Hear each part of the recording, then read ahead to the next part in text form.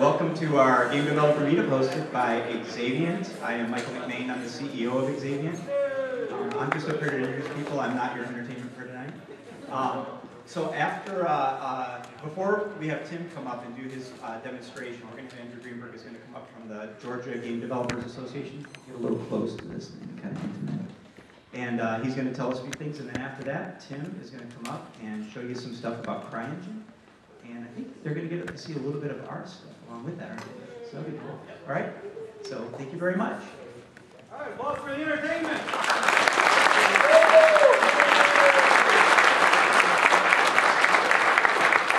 So I know you all came out here to see me in particular, so I'll talk for a while up here. Now, we do have a few announcements, so thank you all again, really, for coming on out. If you haven't signed in, please do.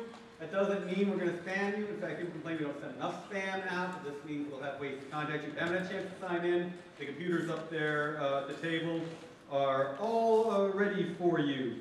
I've been contacted by a couple people here tonight who are actually looking for people to hire or to contract with. I don't have time for everyone to announce what they're doing. But if you could raise your hand if you're looking for employees, contractors, or teams to come work on your project. And just mark who those people are. Raise your hand high back there. That's Mosley. What we see his hand down. All right. So hunt out these people if you are looking for work. If you're an artist, programmer, even audio, they're looking for everybody. Apparently, I've heard everything being asked for here. So keep those people in mind. All right, we've got a bunch of meetings coming up this month. One workshop some of you already know about, a Construct 2 free workshop from Microsoft at the Microsoft offices. We're actually coming out of there with a game. I will be doing sign-ups for that. The 2 workshops this month will have kind of limited attendance. So I'm going to need to get folks signed up and committed to it. The Construct 2 one, I recommend it for prototyping and rapid development, but you really can do full game dev work on it. I'm just looking for Snickers. You can do full game dev work on it. They'll probably be giving you Windows developer accounts as well at the meeting. I can't promise that, but it looks like that will be happening. The one we haven't posted yet, that we've just kind of settled up today with some, wow, I need my emails in front of me too. Smoke for 3DS Max. We're going to have a workshop on that at the Cinesys offices in Buckhead. I'll put all the information up there on the GGDA Facebook page and website tomorrow. Again, another free one, limited sign-in for it. They have another piece of software, and I know the artist here can tell me what it is, where you can just take photos now and wrap them around a model to make your textures. They'll be demoing as well. Pardon? Nobody knows what that one is. Well, apparently it's really cool because they've been going on about it with me. So another free workshop, that will be August 1st at the Cinesys offices. The other one that we're finally getting firmed up is the Games for Health Jam in September. We might have multiple locations. It looks like it'll definitely be at the SPSE location, maybe also SCAD Atlanta. This is being funded significantly by the CDC Foundation, by the Robert Johnson Foundation. We're going to have real prizes. This might very well be the biggest prizes ever given at any game jam.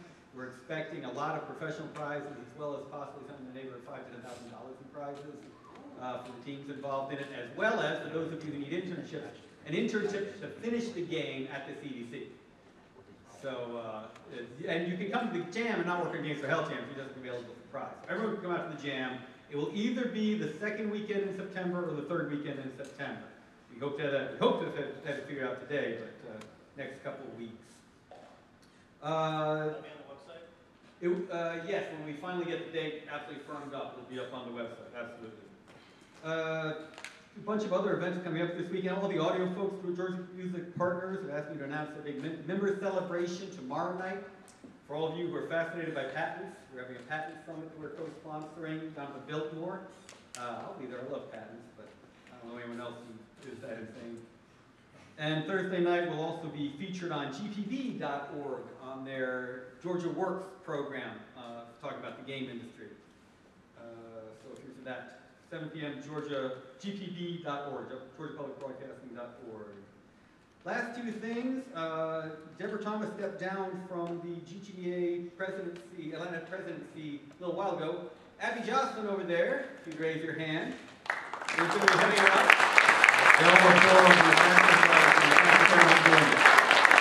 But she was also looking for a team to help her. And right after Tim is done with his presentation, she's going to have anyone who's interested in working with her on the Atlanta chapter, come over to probably that table over there, wherever she happens to be.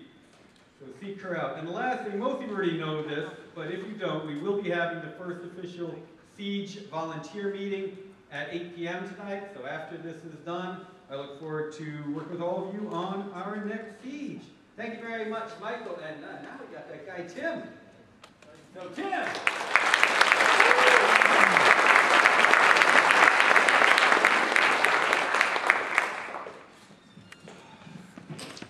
Hey everybody, thanks for making the drive up. I know it's a bit of a hike. We're a little ways up 400. So earlier this year, we put together just a real quick, like 20 to 30 minute demo of some of the tools that we've been using in CryEngine. And it was, it's been a really good relationship with the Cry folks. And part of the reason why they asked us to put together the demo and then we demoed it at GDC was because it's kind of a mixture of their stuff. They've given us an amazing foundation, and then a bit of work of our own to deliver behaviors that work better for our role-playing game as opposed to their shooter. So what we're going to look at tonight is a couple of systems. Like I said, it's a combo of things. The first thing we're going to look at is generating a navigation mesh, and the system. And it's completely Cry's. It's called M&M, and multi-layer navigation mesh, right? Thanks. And the reason this is awesome is because for 16 years of doing levels, I've placed a whole lot of points to make somebody walk where I want. With this, that kind of goes away. You basically just draw a shape, give it a depth, and within that volume, the area will be evaluated, and then it generates a mesh. And the vertices within the mesh are basically all the points at which your AI makes its decisions. So pathing and getting people to go where you want them to go used to be a very tedious, time-consuming path. Like when doing some of the Livian plane stuff, drop-in points would take a day to do a, let's call it like a quarter kilometer square area. So you can see here, Jim put together something that's, let's call it 100 by 100 meters or so. Did it in minutes. This allows us to very, very quickly get to a point where, where you're actually fighting in the space or getting your AI-driven folks to move around and gives you an opportunity to sort of evaluate how you want them to work within your engine or within your project. So all that blue is what we call the blue carpet at the studio. We have really, in a lot of ways, sort of built our pipeline around that blue carpet. The level design team uses pretty traditional methods for blocking out a region. Lots of simple gray shapes, and it allows them to go ahead and very quickly put in a navigation mesh and start building encounters and start building fights. And we know that it's all going to change after the environment crew has kind of come through and made the world, beautiful and really come alive. But it's not a lot of lost work on the level designer side, because as you can see, it only took a few seconds. We can set it up. The encounter space works pretty good. We hand it off to Empira. They make it look amazing. The environment, the navigation mesh then changes pretty dramatically. That's cool.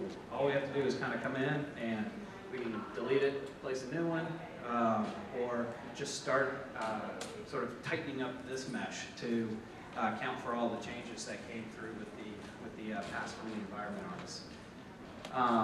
With that blue carpet, we can also kind of say, we can create boundaries. We can say, all right, so right through the center here, we have a very specific path that we need the NPCs and the player to be able to take advantage of. And everything outside of that blue carpet space is there to be beautiful. So go crazy, do whatever you want, just as long as you don't mess with our path through the center. Just recently, we've been collaborating with Cry, well, actually, I guess with a couple of different folks, Matt and Jack, amazing CryEngine resource on the navseed stuff. Do we want to go ahead and drop in a navseed? So we can clean up these meshes really, really easily by dropping in what we call a navseed, and it's really just a little more than a note that says, hey, this big mesh in the middle, this is the only one that I really want evaluated. So the long story short there is you can see how broken up this mesh is. That's not a concern.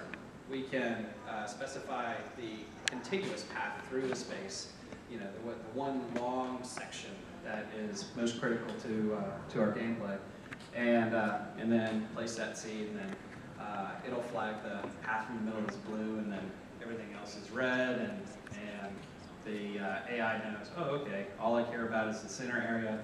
So that allows us to be a little bit looser with the navigation areas that we're putting together. And it also kind of has a cost benefit to it as well. We're not creating as many regions trying to create this really, really specific mesh. Instead, we're just dropping a huge volume, having that built, and then saying this path in the center is all we really need. So in a very short amount of time, we can get something that our AI can start working with.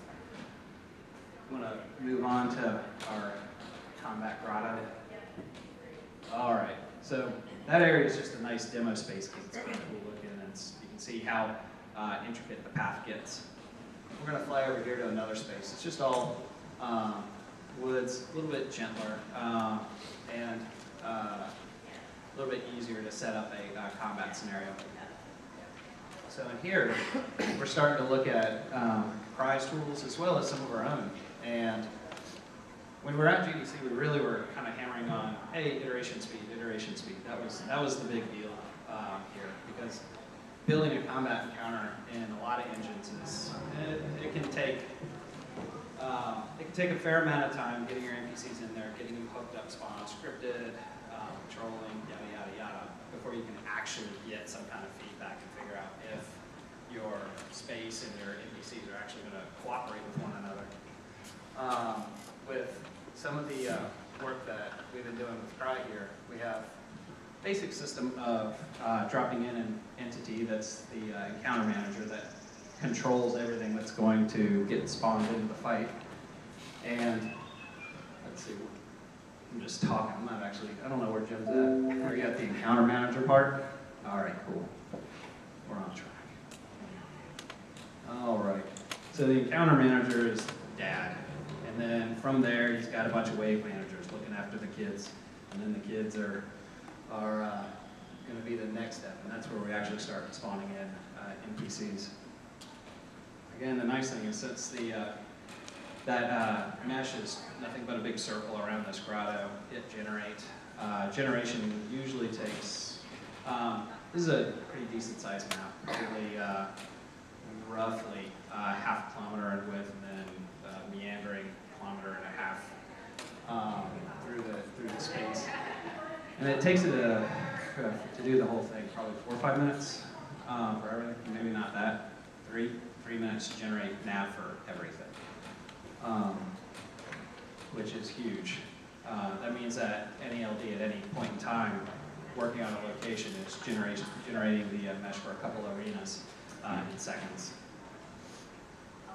All right. So now we got our wave manager here hooked up. So the encounter, like I said, is dad, and then he's connected to our wave manager, and we have multiples of those. And all they do is just say, hey, who's first? How far into killing people in the first wave do we start spawning the second? And then how far into the third wave, fourth wave, so on and so forth. From the wave manager, we've got our who we want to spawn here, and without the spawn door over there to the left, this person would just drop right into the space where she's dropped there. Our spawn door, though, allows us to say, from this location, you're going to be spawned into space, and you're going to include whatever animations we have. So, at this point, within what has been probably 5-6 minutes, we're able to start fighting stuff in, arted up space with complicated collision. There we go. Awesome. Now, best part about all of this is, when we build an encounter, we know that the first time you build an encounter, it's not going to be good. getting an encounter good takes cycle after cycle, takes play tests and lots of rework. So this entire system is built around just being able to really, really quickly evaluate, change everything that we have in. So finding against one person really doesn't feel particularly powerful. So we'll go ahead and start adding in some more folks. Who are we going? Okay, Hunter. So he's going to give her a little bit more support. Melee, close range, and hit points. So he'll do some tanking for her. Oh, and a root crusher. So more tanky goodness.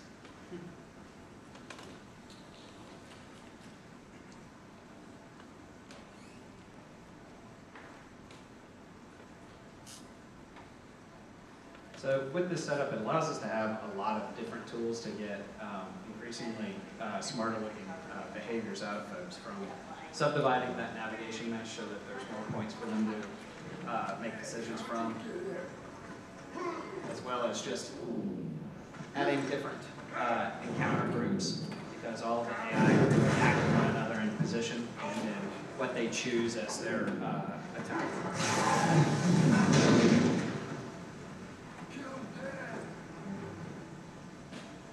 And it looks like we're loading or compiling a shade or something. Or did you just kill out of it? Oh, okay, good. That's better than crashing. Awesome. So, with that said, to continue making them smarter, we've also got, you want to do some cover points? Awesome. All right. So this is a tool, the encounter manager, wave manager, all of that stuff is a lot of work on our side. And then what we're going to bounce back to here is an amazing system of CryEngine, the cover point system. And what you're looking at here is literally it's just an arrow that you point at the surface that needs to be evaluated, and then you give it the values necessary to give it a large enough volume so that you can actually see the cover surface drawn on the on whatever you want your NPC to hide behind.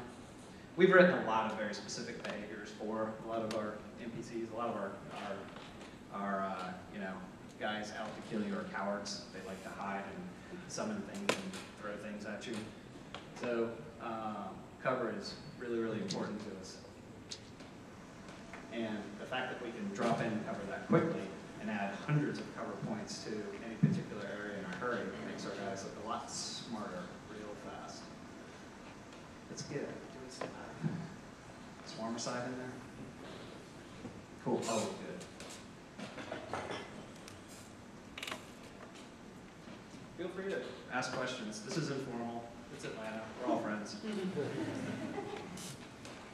Are all these tools in the base CryEngine, or are they customized some for you? You made a few of them. The nav mesh generation is in, if you go grab 3.5 off of my CryEngine right now, you'll have it. Same thing with the cover points. The encounter system, they have a different encounter system. You can use tools that are similar, but encounter manager, wave manager, that's our stuff that we've been building.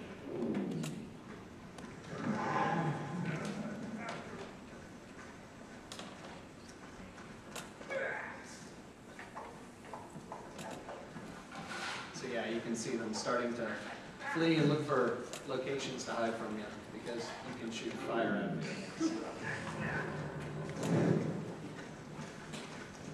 It also allows these guys to set up more complex attack patterns. So you'll have a heavy, big and stupid run, barrel and cast cover points straight towards you, grabbing your attention, while two of our lighter weight guys go ahead and cover to flank you and to hopefully get pot shots while you're occupied with the big guy. But AoEs defeat cover. Happy about that.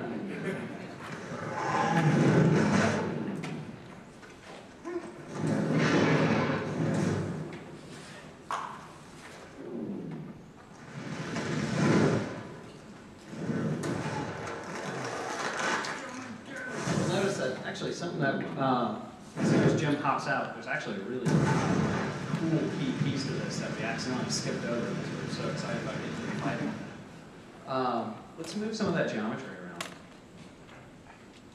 So when we first got this build at the studio, this was the part that made Dan Brown and his Enviro crew all go, oh my God.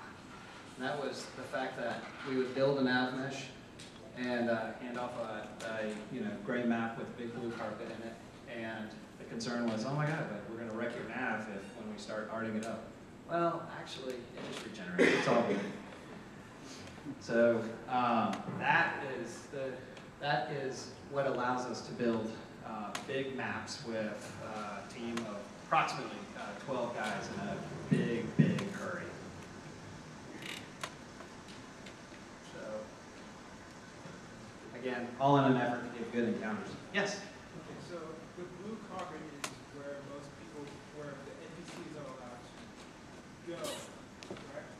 So is it CryEngine itself that's designating, is calculating where exactly this path is going to? The question was, the blue carpet is being calculated by Cry, and it's controlling where the NPCs can go. The answer is yes. The NPCs are using that blue nav data, that mesh, to figure out, to make all of their decisions.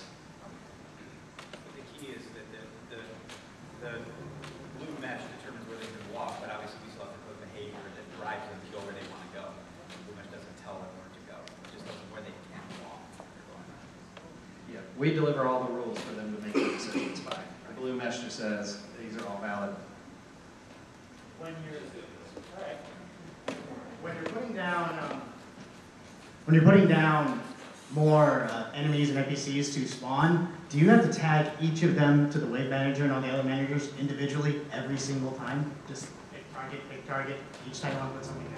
There's a yes and a no to that. So I can take one of those NPCs, drop them down, and then hook him up to multiple wave managers, right, Jim? And then get that same guy popping out from different wave managers. So there's a lot of opportunity to sort of take one piece of data and use it multiple times so you don't... Put them down once and you detect different waves. For an area. Yep. If you feed on this wave, when I get to wave X, I want you to go again. Yes, yes. And that system allows our LDs to really just do a lot of visual organization going from arena to arena. So you can bring your 5 guys that you want to fight with into the arena, drop them in so you're looking at them and go, I want you spawned, I'm not going to worry about you, I want you spawned for wave 1, 2, and 3. And when I'm putting together stuff, I will duplicate some guys so that I have some, like, I want these 2 same guys, but I want 1 forward and 1 back. And it's just sort of easier for me to duplicate them, put them up and go, you're the forward guy, you're the back guy. But it's loose enough that I don't necessarily have to do that. It communicates when a peer LD opens it up and looks at it, he's like, I see what Tim's getting after here. The question of, the system, like, you were just placing cover points that the AI could use whenever they're nearby. Does that force them to, like, if you place a number of different cover points, will they just start running between each of them? Or is that something handled on a different level? Like, they're not compelled to, like, all right, well, I'm going to go here predictably and I'm going to go there predictably, and you see a pattern form. I think Jim needs to answer this because this is his team's full-time job. The cover points are actually used for queries that we make with the TPS system, which is the technical point system. So behaviorally, an enemy might decide that he wants to take cover, he's come under fire from the player. So he'll query the system will look for points for him to use, and we'll say find points behind cover. He'll get back a list of points based on our criteria, and he can go and use the nearest one. But they're not actually driving any behavior. They're just information. You can think of them as level annotations. It tries to give them a little more knowledge about the space that they're in, and then we can build the behaviors to use that knowledge. That answers your question. All right. So is there anything else? It's kind of a short demo. we could keep going with this. Are there any other questions or yes? Okay, so how much of this is actually built into CryEngine, and how much of this did you actually make? Aside from the actual characters and all that stuff, like how much of the, I know the meshes, I know the blue carpet is in CryEngine, but how much of the other tools were built in-house? All right, in terms of tools, we're talking the encounter manager, the wave manager, spawn doors, spawn seeds, all of that was built in-house. The navigation seed is sort of a collaborative effort with a ex-CryEngine fella. As far as the manipulator, sort of the icons, placement tools, UI, that's all Cry. It's with this particular demo, you're really looking at this is almost entirely CryEngine with us just pushing NPCs around with tools that we developed. And then as far as assets are concerned, that's all our stuff.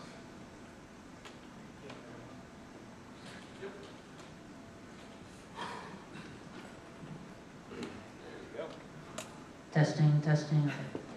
Without saying your stuff is just better the whole way, how would you compare the CryEngine with something like, say, Unity?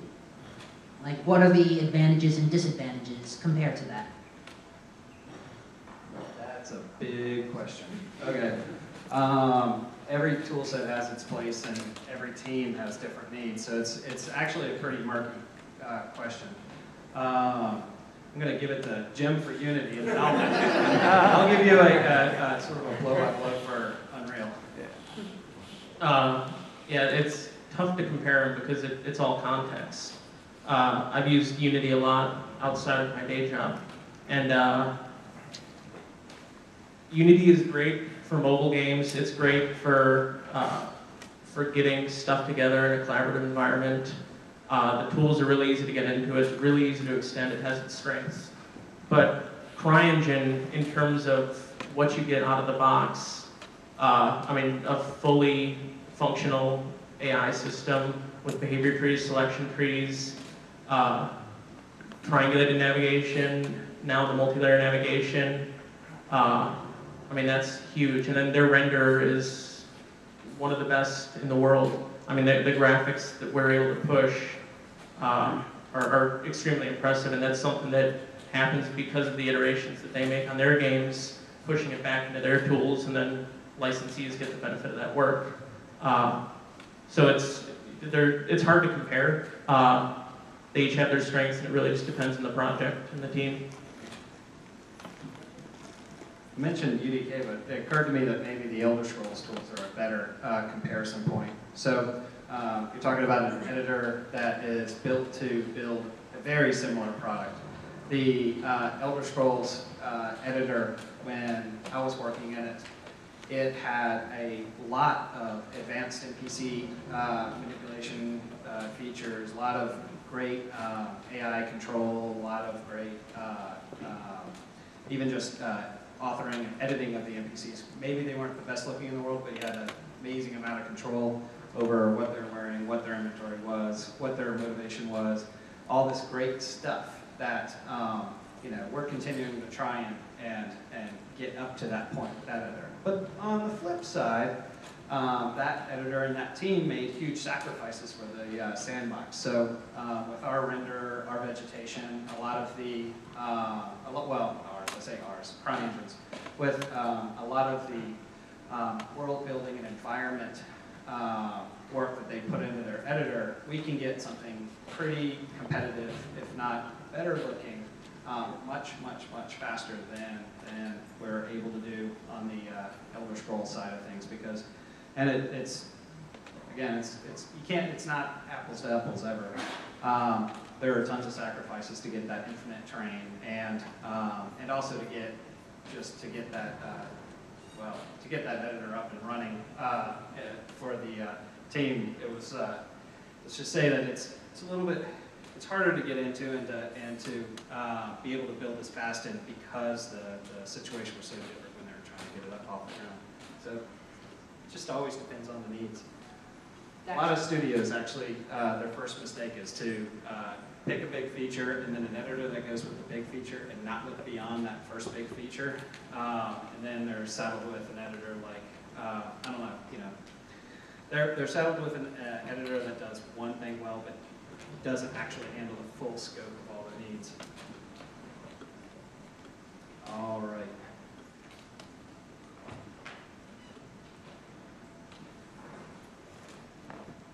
Okay, so since we're talking about dev kits right now, why do you think most people choose Unreal over CryEngine? I mean, I'm assuming that most people were assuming that it takes too much to actually run on current consoles, but then you think about the current CryEngine 3, which has Crysis 2 and 3 on both the 360 and the PS3, so I'm still kind of confused as to why people would not choose CryEngine. Natalie. You know something about this. Well, I think, prior to being at Xaviant, I was at Crytek selling CryEngine, so I was there when we first announced it. And I think what the difference that you'll find is when you go out into the market, especially you go to the AAA space, Epic's been sitting in that space since the Renware days went away, and to go into that market and to establish those relationships and for those teams to switch engines after they've been using it for a long time, that tends to take place. I do know that they've got a lot of licensee things going on that they haven't been able to announce. So I think in the next year or two, you're going to see a lot more developers using the tool. But it's typically standard with the big guys. If they're using technology for a long period of time, it's hard for them to justify making a switch until that they feel like the product that they're considering looking at has that it's going to be able to make a long haul with them, and so they have to keep evaluating it. I mean, that's kind of how it is. I don't think, each engine, like he says, has their features and what a team needs, and CryEngine has it, Epic has it, that's sad.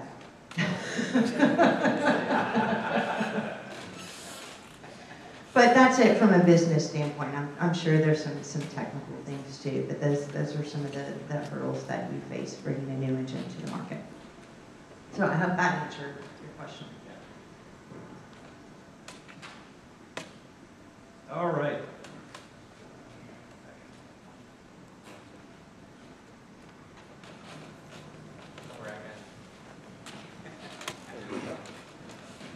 I just wanted to ask, what the networking tech stack is like, and was there built-in tools with CryEngine to do a lot of different networking, and can you hook in your own, especially with chat, you're gonna throw your own Jabber client into it since you don't want spam. Also, what are you using for your backend? Are you using something proprietary or something standard? Well, the short answer is a single player game. But girls here might have more answers. I assume you're talking about the dev kit. It does have support for multiplayer, everything that you would see in your Crysis 3 feature pack would be available. Co-op is not a little trickier with that. Not impossible, but it takes a lot more work.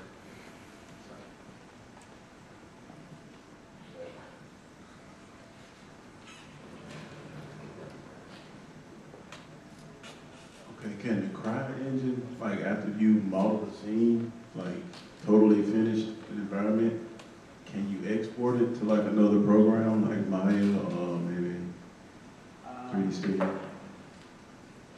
Not exactly. So what you're looking at is their terrain system, which has a ton of dependencies on it. Just being able to make vegetation, being able to use their materials to blend surface textures on the terrain.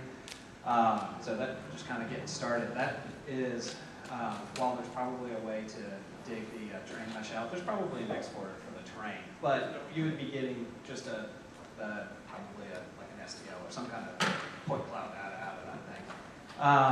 And then from there, you have a text file with a bunch of locations pointing at stuff in a library. So exporting is, it's not like, you know, there's no real way to say, I built this canyon and then I want to go see it in my, the world building component of it is something you would just have to go do again after you got your terrain out.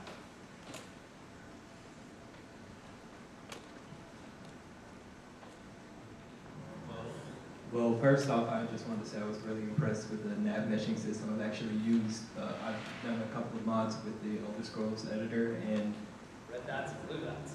all day. But I was also curious, were there any other features with this engine that you were going to show us this evening? So actually, that was the full demo for GDC. Wonder if there's anything else we could dive into. Was there anything in particular you had in mind? Between Jim and I, we're fairly, we know the editor fairly well. We could probably go into terrain, adding vegetation. Damn. No damn. More interest in the AI. You want to get into behaviors? Just briefly, you want to look at what drives it? It is text files, but I'll tell you what, we'll conclude with this though. We'll give you an idea. Since there have been a lot of questions about, sure, there's a blue carpet, but how do they make decisions? We'll show you a little bit about how they make decisions. And it's not necessarily exciting. But it's exciting when Jim and his team are done and have our guys in jumping around.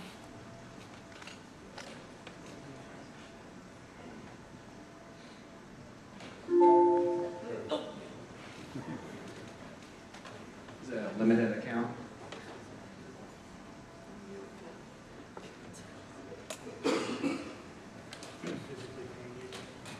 Yes. Okay, so Crytek has two systems now for behaviors. They have selection trees and behavior trees, which sound a lot alike, and they are a lot alike. They each kind of have their strengths. Selection trees was sort of the last generation of their AI system, and they're moving to behavior trees now. We use selection trees, and this is a tree that you can see right here for the light melee character that you saw running around in that experience. If you've ever looked at behavior trees before, they're very similar. It's just an XML format. You actually call out any variables that would be used in the selection tree. So, I mean, this is a guy that can use cover, so we know that he needs to keep the cover variable, and we'll check that depending on what behavior he's in. So the other behaviors can look at that.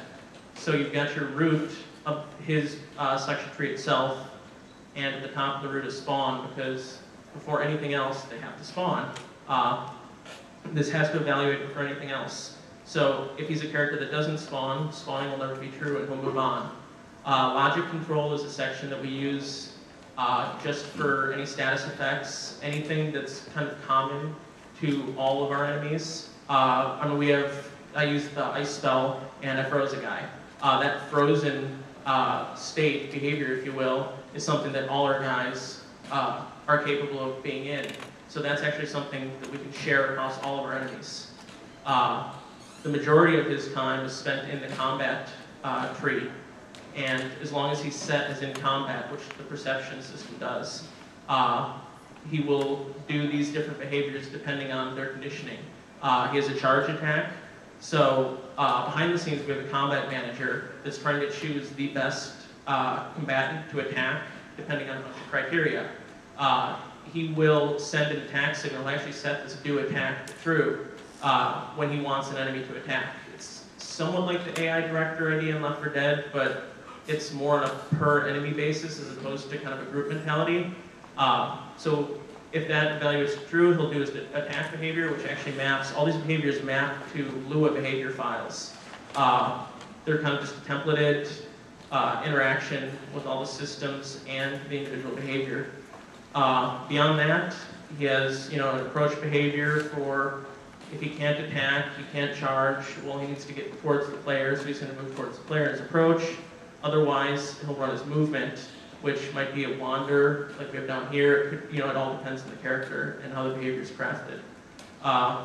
Beyond that, if he wasn't in combat or all those failed, he would either perform his interested action, which requires him to either have a suspect or threat target or been alarmed. If we've set a go-to point, if we have like a scripted sequence that content's set up, we want some character to run, you're in a city, run down an alley and go somewhere, we'd actually set a point for him to go to, and we're going to hit that part of the behavior, and he's going to do what he does. Otherwise, he'll patrol and finally wander if everything else fails. And all our enemies are built up with that. We try and share behaviors as much as possible, and actually a majority of the customization of the enemies occurs in the weapons themselves. That's why you see do attack seems very general, but in do attack, we have a lot of logic for deciding what's his best attack to actually use in terms of a weapon. Should he do his spinning jump? What distance is he at?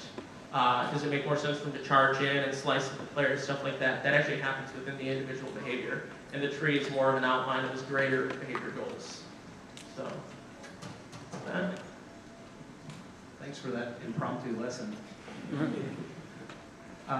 With that, like Jim said, there's some other systems that lie underneath this that we probably will not go into detail. But yeah. What I wanted to ask was, you've got all these scripting to take a look at various behaviors like charging and do attack, but where does the things that define what charging is, where does all that live? Does that live in the development kit? Where do you define that? Or where is it defined? Weapons. More files. So everything you saw there, pretty much the stuff that we've written in terms of the behaviors that they're executing. Charge is just the name of the behavior.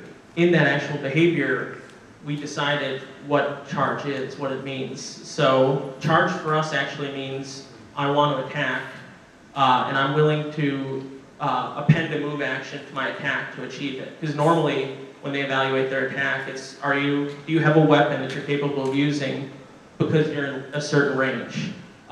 Whereas with charge, you're going to attack and you're going to move if you have to do attacks. You're going to charge up and do your slice or what have you. But that's all defined in the actual Lua behavior, and that's a behavior that we built that we can use on all the enemies we want to. But all those things just represent code that we've written in the back end. But it's a way that, at a high level, you can see the different capabilities of a character. So.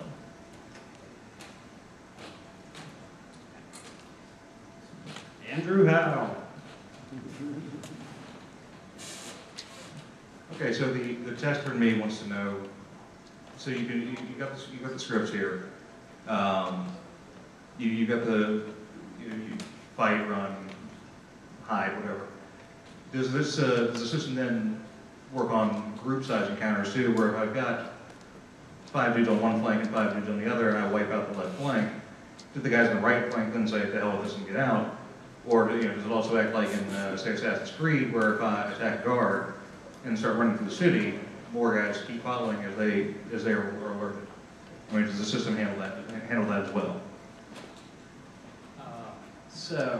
I'm going to give you 2 answers. The first answer is, this is what I was referring to not going into detail. Right.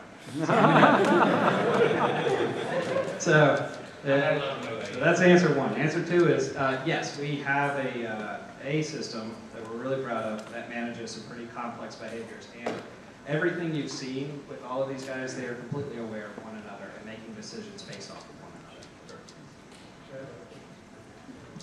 another. I was wondering, as far as from a creative standpoint, how easy is it to create cinematics within Sandbox? so the everybody heard. Having used both UDK and Sandbox, you have a fairly comparable set of tools in terms of being able to use a keyframer to grab a camera, grab characters, and to have a lot of control over fading in and out, cuts, moving the camera, getting NPCs to, and both UDK is where they're comparable, getting NPCs to have a focal point, turn their heads, move their eyes, all that great stuff. There's also both Flowgraph is very comparable to Kismet in that you have a node-based logic system that allows you to string together events very, very quickly and get you can have a roughed out cinema in 30, 40 minutes that includes multiple NPCs interacting with you, the player, grabbing the camera, manipulating it. Now, I will say that there is probably a little bit more of a learning curve to the CryEngine tool set, but we haven't really hit a whole lot of walls in terms of putting together our cinemas. But I think that learning curve is really, it just is born from not as many studios, not as many folks really pounding on the editor as there is with Unreal. But I think you could reach your goals really, really quickly with either of them.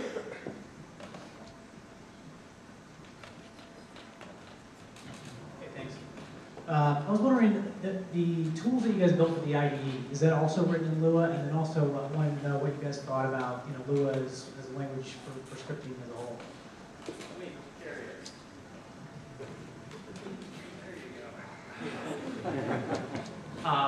So the encounter manager, the wave manager, stuff like that, that was something that I've written in Lua that runs entirely in Lua. A lot of the functionality that Lua uses in CryEngine is exposed from script binds in C++ that are a way that Lua can query the actual game code or set things within the game. Lua has its ups and downs. It works really well in CryEngine. It actually has served us really well for, especially on the AI side. It's allowed us to iterate really quickly. You have a relatively low learning curve. The downsides to Lua kind of stem around it being a typeless language. You don't really have an IDE. If you're used to any kind of strongly typed language and you're used to something like IntelliSense, autocomplete, things like that, you don't have any of that. If you forget to capitalize a letter in a variable, well, guess what? You've made a new variable, and it's not going to tell you because it's a new variable. It's totally legitimate. If you take a function and accidentally put an equal sign and anything afterwards, you've now made that function a variable because everything's a table in Lua. So it's knowing your tools and knowing what works best. Because the engine was built around that concept and the AI system uses it deeply, it works really well for us. It's really easy to just get in there and iterate as a group. They all have their strengths. So.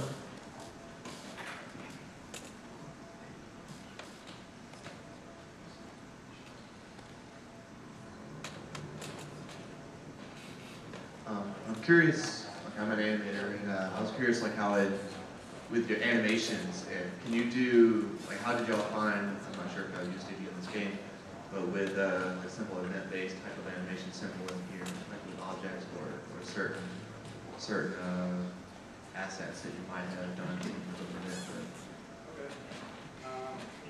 Hey Jim, let's fly over to the bridge real quick.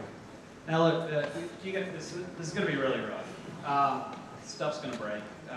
Wasn't exactly expecting to load up one of our sort of mini cinemas, but this is something that we kind of concluded play test in the studio with, and it is an example of us using Flowgraph and track view to grab the character, grab NPCs, fire off effects, and do lots of stuff. You're a fool to oppose us. It is VO is temporary. You are no mage. Not like you. Very, very temporary. Dragon. Why do you trouble me, little dragon? Go ahead and kill This is her. my domain. Get her!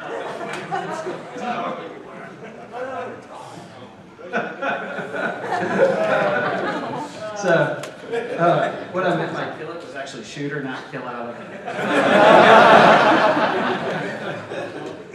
Because, well, by shooting her, you can see where some of the logic is driven in tracking to manipulate the animations.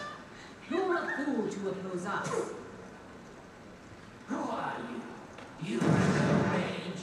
Not like you. I'm something new. A dragon. Why do you trouble me? Like I said, we didn't QA this part. My roots don't No? deep, little worm. As you taught Kavasa, his crimes are in your hands too. There we go. So by hitting the trigger, which shouldn't have been that hard to trigger, we've killed the animation, cut to a completely new sequence. All new and there we go. Make sure she's good. So yeah, that is a combination of animations out of 3D Studio. So with her on the route there, moving back and forth. Animations of you moving up in the air, the vines around you, the camera stuff, that's all driven through track view within the engine. Firing off all the particle effects was driven through a combination of logic and the flow graph, as well as vents in the track view. So again, you can get really, really far in terms of knocking out a cinema without doing any animating in Max, as long as you're fine with all your guys keep posing around. Figure out if you like what you want, and then you go back into Max and then start really massaging the individual character animations. All right, I think we're going to start wrapping this up. Maybe take one or two more.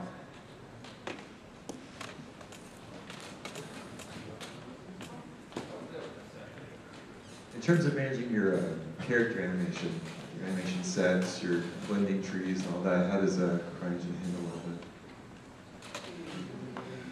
I guess in comparison to UDK, probably. I'm really not involved. I don't think we got the guys here for that tonight. So. All right. One more, are we good? All right. Thank you all. Really appreciate you coming.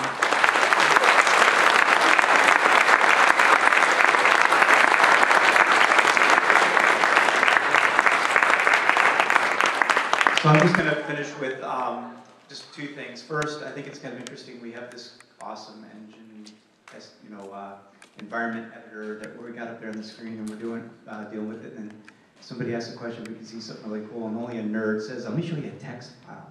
That's great, Jim. We are doing some play testing. So if you haven't signed up for play testing for us and you are interested in that, please come to our website and sign up for it, because we're going to continue to do multiple rounds as we iterate through this.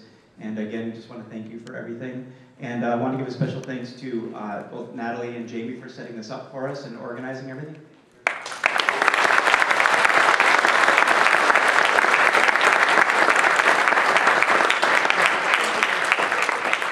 And remember, those of you that are interested in volunteering at Siege, stay, and you can have the meeting after this. All right? Thank you very much.